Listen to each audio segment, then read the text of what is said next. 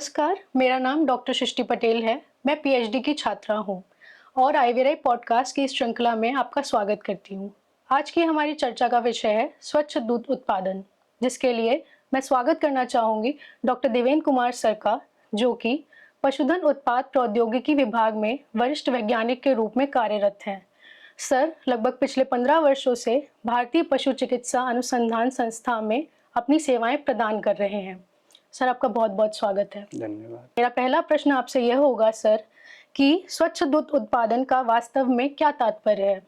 देखिए, स्वच्छता आजकल हमारे जो जीवन शैली है उसमें है, तो हम दूध उत्पादन भी स्वच्छ करें, जिससे कि हम ज़्यादा से ज़्यादा उसका भंडारण क्षमता को बढ़ा सकें, उसमें जीवाणुओं की संख्या कम हो, उसमें कोई खरपतवार न हो।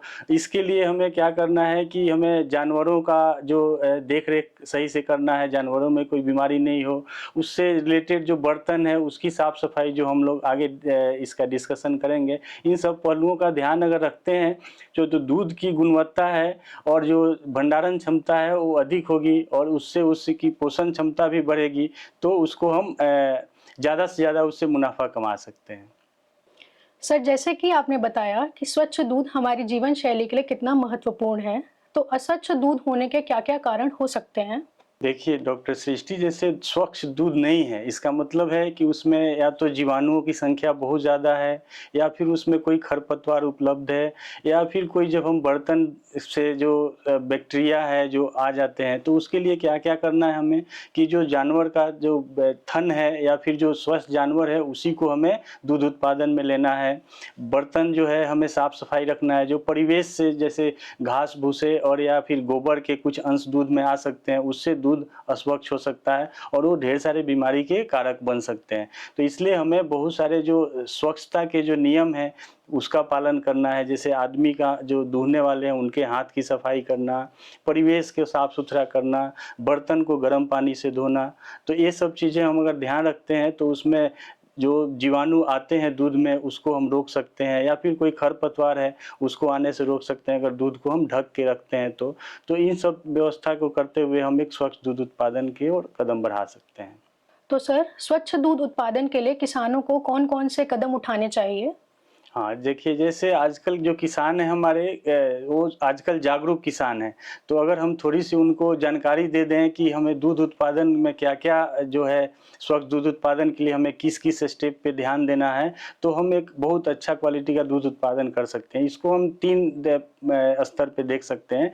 जैसे जानवर है आपका, तो हमें जानवर को स्वस्थ रखना बहुत ज़रूरी है। उसके लिए क्या है कि हम बीच-बीच में पशु का टीकाकरण कर सकते हैं, पशु के स्वास्थ्य की स्क्रीनिंग कर सकते हैं। जैसे कोई मान लो कि पशु को मेस्टाइटिस हो गया, थनैला हो गया, या फिर पशु को ट्यूबरकुलोसिस है या ब्रुसेलोसिस है, तो वो बीमारी जो है वो दूध में आ जाती है।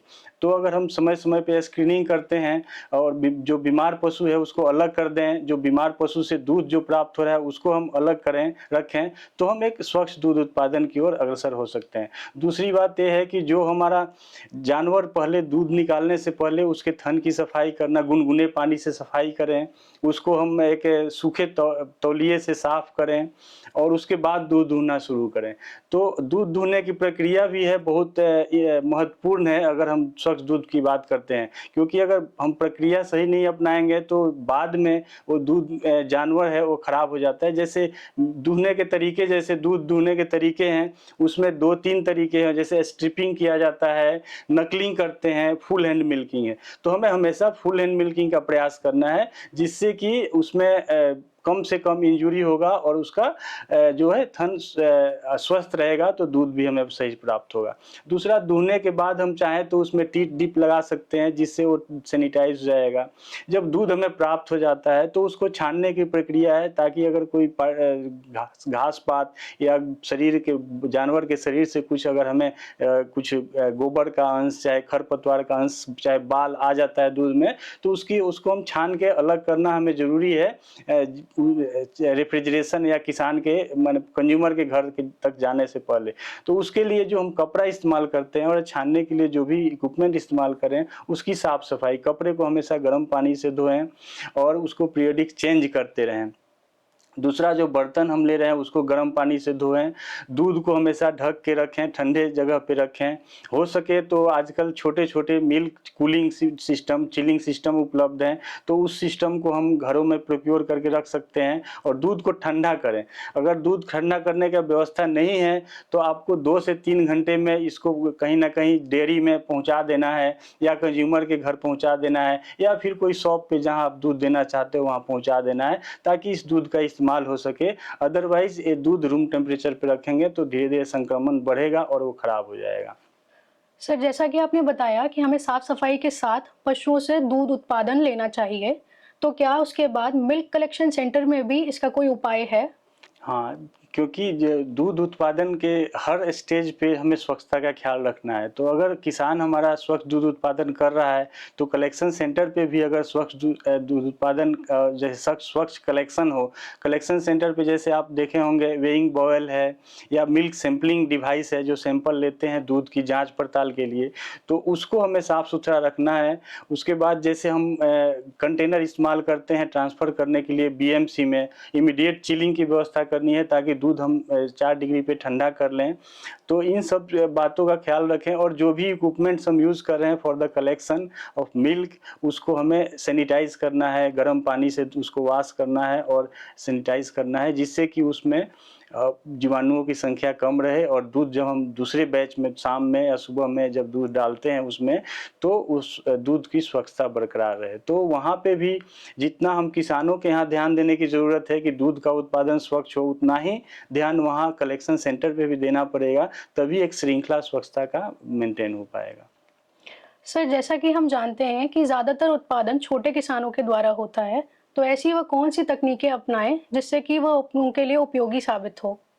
हाँ, जैसे कि आप जानते हैं कि हम जो दूध का उत्पादन है, वो ज़्यादातर गाँव में होता है और शहर से बाहर ही होता है। जो किसान हमारे किसान बंधु हैं, वो गाय और भैंस का पालन करते हैं और दूध उत्पादन करते हैं।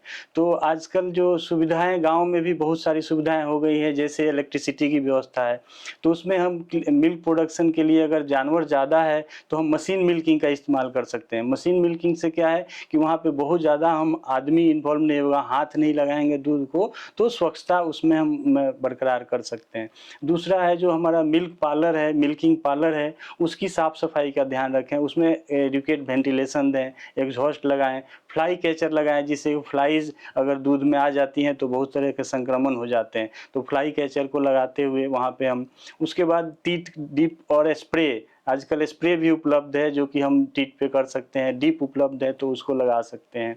और जब दूध दूहते हैं तो वहाँ पे ध्यान रखना है कि हमें सूखा चारा कभी नहीं देना है, हमें थोड़ा-सा वहाँ पे दाना दे सकते हैं जानवर को खाने के लिए। दूसरा है कि अगर जो कि एक टेक्निक और है कि किसान को जानवर को बीमारी से बचाना है, तो उसके लिए जैसे एक मैस्टाइटिस आपने बीमारी सुना होगा जो दुधारू पशुओं में, जो ज़्यादा दूध देने वाले पशु में होता है। तो उसमें क्या है कि किसान भाई अगर कि उस जानवर को दूध दूहने के आधे घंटे बाद तक बैठने नहीं दें, तो जो उसका जो परिवेश है उसके थ्रू उसके टीथ के नाल में बैक्टीरिया नहीं जाता है और मैस्टाइटिस को रोका जा सकता है। उसके लिए दूध दूहने के आधे घंटे तक बैठने नहीं दें, तो उसके लिए उसको दाना दें, थोड़ा-सा दाना दें, जानवर खाते रहेगा तो बैठेगा नहीं। अगर बैठेगा नहीं तो उसको हम बहुत सारी बीमारी से रोक सकते हैं। एक मैस्टाइटिस जो इम्पोर्टेंट बीमारी है, जो जानवरों को खराब कर देता है, दूध बंद हो जाता है, उससे हम उसको बचा सकते हैं। और तीसरा जैसे आजकल स्ट्रेनिंग के लिए भी बहुत सारे स्टेनलेस स्टील फ़िल्टर आ गए हैं, तो कपड़े का इस्तेमाल नहीं करें, हम स्टेनलेस स्टील जो फ़िल्टर है जो फूड के लिए यूज़ होता है, उस तरह के फ़िल्टर्स का इस्तेमाल करें। दूध के ठंडा करने के लिए पहले लोग क्या करते थे कि उसके कंटेनर के चारों ओर गत्ते लगा देंगे, बोरी लगा देंगे और पानी डाल के ठंडा करेंगे, जो अनहाइजीनिक कंडीशन है। आजकल बहुत सारे कूलर उपलब्ध हैं, जो कैन को हम डायरेक्टली उसमें डिप कर सकते हैं और दूध आपका इमीडिएट ठंडा हो जाएगा। तो अगर इस तरह से हम व्यवस्था करते हैं, तो डेफ़िनेटली हमारा जो गाँव है, वो स्वच्छ दूध उत्पादन की तरफ अग्रसर होगा और साथ में हमें कंज्यूमर को भी हम स्वच्छ दूध दे सकते हैं। सर, तो मेरा अगला प्रश्न आपसे यह होगा, यदि पशु या किसान बीमार है और स्वच्छता का ध्यान ना रखा जाए, तो ऐसे में उस संक्रमित दूध को यूज़ करना उचित होगा या नहीं? हाँ, डॉक्टर सृष्टि, जैसा कि हम जानते हैं कि दूध में संक्रमण 2-3 सोर्स है जिससे आता है। जैसे जानवर से आ सकता है, जानवर बीमार है, कोई उसको ऐसी बीमारी है जो उस बीमारी से मानव में बीमारी हो सकता है। जैसे कि ट्यूबरकुलोसिस है, ट्यूबरकुलोसिस अगर जानवर बीमार है ट्यूबरकुलोसिस टीबी से, तो उसका जो जीवाणु है वो कभी-कभी दूध में भी आने लगता है।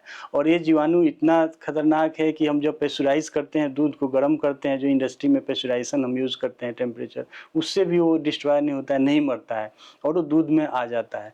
तो उस कंडीशन में अगर आपका जानवर बीमार है तो उसको ज़रूर हम स्क्रीन करें, अलग करें, ताकि कंज्यूमर को बीमारी ना हो। अगर बैक्टीरिया सर्वाइव कर लेता है और वो आप कंज्यूम करते हो उस तरह के दूध, तो इंटेस्टिनल ट्यूबरकुलोसिस होता है, जो कि ज़्यादा डेंजरस होता है।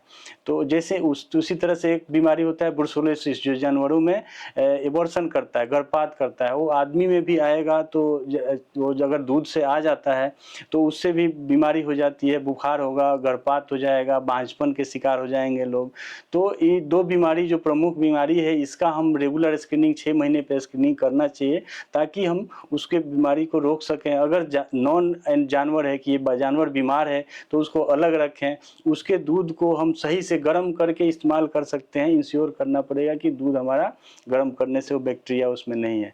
दूसरा है कि जैसे खराब पानी इस्तेमाल कर रहे हैं, खराब बर्तन इस्तेमाल कर रहे हैं, तो उसमें बहुत सारे जो स्पॉयलेज बैक्टीरिया है, जो दूध को खराब करने वाले बैक्टीरिया, जैसे स्टेफ है, ई कोलाई है, लिस्टीरिया मोनोसाइटोजेन है, उसके बाद और ढेर सारे जो आपको बीमारी कॉज करने वाले बैक्टीरिया हैं, जो कि पानी में उपलब्ध हैं, वो पानी से दूध में एंट्री हो जाता है। और दूध एक ऐसा पदार्थ है, आपको पता है, जिसमें कि प्रोटीन, कार्बोहाइड्रेट है और इसमें फैट्स हैं, मिनरल्स, विटामिन्स हैं, जो बैक्टीरिया के मल्टीप्लिकेशन में हेल्प करता है। तो एकदम बहुत तेज़ी से ग्रो करते हैं, और वैसे दूध को अगर हम कंज्यूम करते हैं तो ज़रूर बीमार पड़ सकते हैं। तो उसको पहचानने का तरीका है, जैसे दूध को हम हल्का सा गर्म करें, जैसे हम कहते हैं क्लॉट ऑन बॉयल टेस्ट।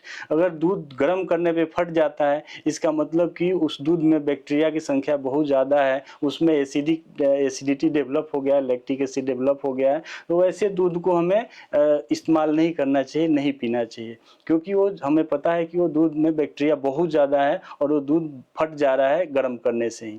दूसरा, जैसे अब आप देखोगे तो दूध में एक सेंट भी खराब आता है, खट्टापन सेंट आ जाएगा, तो पता चल जाता है कि ये दूध सही नहीं है। दूध का एक स्वीटिश स्मेल होना चाहिए, वो होना चाहिए। दूध में कोई कलर चेंज नहीं होना चाहिए। कभी-कभी होता है, जैसे मैस्टाइटिस वाले जानवर हैं, बहुत सारे जो हाई यील्डिंग एनिमल्स हैं, जो जानवर ज़्यादा दूध देते हैं, 15 लीटर 20 लीटर दूध देते हैं, उनमें मैस्टाइटिस के ज़्यादा चांस होते हैं, थनैला बीमारी हो जाता है। तो थनैला बीमारी में देखेंगे कि कभी-कभी मवाद आ जाएगा, कभी दूध के साथ खून का अंश आ जाता है। वैसे में आपका दूध का रंग बदल जाएगा और उसमें बहुत ज़्यादा बैक्टीरिया का संख्या होता है, तो उस दूध को इस्तेमाल नहीं करना चाहिए। और हमें जो कभी-कभी आप सेंट देखोगे, तो आप जो मैस्टाइटिस के ट्रीटमेंट में लोग एंटीबायोटिक जो डालते हैं, मेमिटेल या जो भी एंटीबायोटिक डाल रहे हैं, उसका सेंट दूध में आ जाता है, एंटीबायोटिक का सेंट आ जाता है।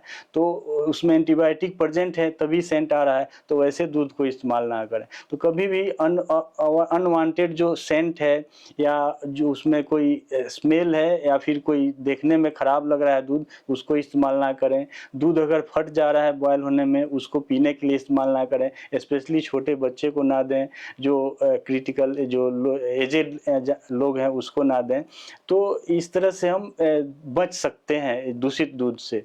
और एक स्वच्छ दूध को डिफरेंशिएट करने के लिए भी वो प्लेटफॉर्म टेस्ट के रूप में हम क्लॉट एंड बॉयल टेस्ट करते हैं। जस्ट हमें थोड़ा सा दूध लें, उसको बॉयल करके देखें, अगर वो फट जाता है, इसका मतलब दूध वो काम का नहीं है, उसको हम आगे यूज ना करें तो बेहतर होगा। तो सर, यदि अगर कोई आम आदमी दूध लेने जाता है, तो उसे स्वच्छ दूध पाने के लिए किन-किन बातों का ध्यान रखना चाहिए? हाँ, देखिए डॉक्टर सृष्टि, जैसे आम आदमी है, वो सब हर आदमी हर जानकारी नहीं रखता है। तो जैसे दूध उत्पादन है, दूध है, तो दूध एक तो है कि पैकेट्स में उपलब्ध हैं, आजकल बहुत सारे डेयरीज़ हैं जो पैकेट्स में दूध उपलब्ध कराते हैं। तो उसमें हम देख सकते हैं कि एफएसएसआई के मानक के अनुसार उसमें दूध की गुणवत्ता है, बरकरार है कि नहीं। उसका दूध का तापमान बहुत ज़रूरी है, क्योंकि पैकेट्स वाले दूध अगर ठंडा नहीं है तो वो खराब हो जाएगा। तो दूध को ठंडा दूध है वही दूध हम मार्केट से परचेज करें। दूसरा, अगर खुले में जो दूध बेचते हैं वहाँ पे बहुत ज़्यादा हमें ध्यान रखने की ज़रूरत है कि जो खुले बर्तन में दूध बेच रहे हैं और उसमें हम मेजर्स लगा के दूध बार बार निकाल रहे हैं, मक्खियाँ रहती हैं, तो वहाँ से हम दूध लेना अवॉइड कर सकते हैं। वैसे में जैसे आपने देखा होगा कि बहुत सारे ऑर्गेनाइज्ड डेयरी आजकल लिक्विड मिल्क डिस्पेंसर यूज़ कर रही हैं कि उसमें वो लोग कंटेनर है दूध भर देते हैं और एक ओपनिंग है जिससे कि दूध बाहर आता है और उससे हम दूध मेजर करके और फिर डिस्पेंस कर सकते हैं। तो उससे एक हाइजीनिक प्रोसीड्यूर है जिसमें कि हम हाथ का बहुत ज़्यादा उपयोग नहीं कर रहे हैं, तो दूध स्वच्छ होगा। तो वैसे जगह से हम अगर दूध लेते हैं तो हमारा दूध स्वच्छ दूध होगा। उसके साथ साथ जब हम दूध घर पे लाते हैं तो हम अगर इस्तेमाल नहीं करते हैं दूध को, तो हमें रेफ्रिजरेशन में रखना है। दूध एक ऐसा खाद्य पदार्थ है कि हम ज़्यादा देर रूम टेम्परेचर पे रख लें, गर्मी का मौसम है तो तुरंत खराब हो जाएगा। तो उसके लिए हम उसको ठंडे जगह पे रखें, रेफ्रिजरेटर है तो रेफ्रिजरेटर में रखें, नहीं तो अगर इमीडिएट इस्तेमाल करना है तो उसे बॉयल कर लें, उबाल लें दूध को, तब उसको इस्तेमाल करें तो ज़्यादा बेहतर होता है। सर, तो अंत में मैं आपसे यह जानना चाहूँगी कि स्वच्छ दूध उत्पादन के दीर्घकालिक क्या-क्या लाभ हो सकते हैं? तो देखिए, स्वच्छता जो है ये हमें दीर्घकालीन फ़ायदा इस संदर्भ में देगा कि जैसे आपका स्वच्छ दूध है, दूध का क्या है, दूध हम केवल अपने कंजम्पशन के लिए नहीं उत्पादन कर रहे हैं, दूध एक व्यवसाय के रूप में दूध उत्पादन आजकल लिया जा रहा है। तो दूध का अगर दूध आपका स्वच्छ नहीं है तो इसका कहीं ना कहीं मार्केटिंग आपको करना है। जैसे हम मार्केटिंग कैसे करते हैं, तो बिजनेस टू कंज्यूमर, कि हम दूध उत्पादन कर रहे हैं, हम कंज्यूमर्स के घर घर में दूध जाके देते हैं। तो या फिर एक दुकान है जहाँ से कंज्यूमर्स हमारा दूध ले जाता है। तो अगर हम स्वच्छ दूध उत्पादन नहीं करते हैं तो आज न कल हमारा अगर दूध खराब है तो कंज्यूमर हमसे सेपरेट हो जाएगा, वो दूसरे जगह से दूध लेना शुरू करेगा, तो आपको लॉस होगा। इसलिए हम स्वच्छ दूध उत्पादन करेंगे तो हमारे साथ कंज्यूमर जुड़े रहेंगे। दूसरा, दूध का व्यवसाय है कि हम दूध उत्पादन करके किसी डेयरी में देते हैं, तो डेयरी में भी हम लगातार अस्वच्छ दूध देंगे तो हो सकता है आपको मना कर दे कि आप दूध नहीं लाएं क्योंकि आपका दूध अच्छा नहीं है, तो आपका फिर बिजनेस डिस्टर्ब हो जाएगा।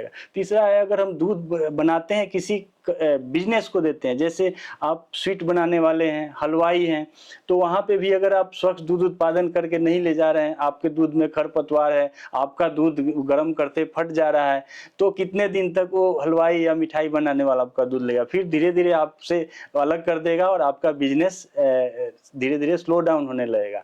तो इसलिए अगर हम दूध उत्पादन सही से करते हैं, अगर हमारा दूध उत्पादन का जो तरीका है वो सही है, स्वच्छ है, तो हमारा बिजनेस जो बरकरार रहेगा, ग्रो करेगा। और इवन अगर आप इंटरनेशनल मानक, जो अंतर्राष्ट्रीय मानक है, उसके अनुसार अगर उत्पादन कर रहे हैं, दूध की पैकिंग कर रहे हैं, तो आप दूध का निर्यात भी कर सकते हैं।